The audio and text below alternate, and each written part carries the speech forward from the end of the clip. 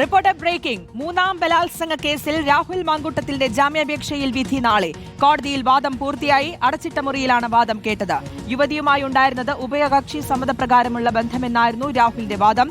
AV Jaishankar നൽകും വിവരങ്ങൾ. ജയശങ്കർ, നാളെയാണ് വിധി പറയുന്നത്. ഇന്നത്തെ വാദങ്ങൾ എന്തൊക്കെയായിരുന്നു?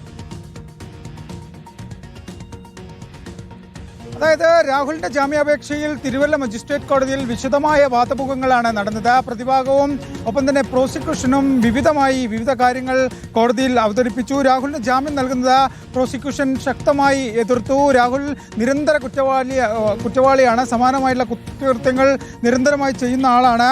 അതുകൊണ്ട് തന്നെ രാഹുലിന് ഈ ഘട്ടത്തിൽ ജാമ്യം നൽകിയാൽ അത് ഈ കേസുമായി ബന്ധപ്പെട്ട തെളിവുകൾ നശിപ്പിക്കാൻ കാരണമാകും. ഒപ്പം തന്നെ ഈ പ്രതിഭാഗം ഹാജരാക്കിയ തെളിവുകൾ പരിശോധിക്കേണ്ട ഒരു ഘട്ടമല്ല ഇതെന്നാണ് പ്രോസിക്യൂഷൻ കോടതിയിൽ പറഞ്ഞത്. അതുകൊണ്ട് തന്നെ രാഹുലിന് ജാമ്യം നൽകരുതെന്ന ഈ പ്രതിഭാഗം ഈ പ്രോസിക്യൂഷൻ കോടതിയിൽ ആവർത്തിച്ചു. ഒപ്പം തന്നെ പ്രതിഭാഗം ഈ ഇരയും ഒപ്പം തന്നെ രാഹുലുമായി ബന്ധപ്പെട്ട ചാറ്റുകളുടെ കൂടുതൽ വിവരങ്ങൾ ഹാജരാക്കി. ചാറ്റുകൾ പ്രിന്റ് ഔട്ട് എടുത്ത കോടതിക്ക് മുന്നിൽ സമർപ്പിക്കുന്ന സാഹചര്യം ഉണ്ടായി.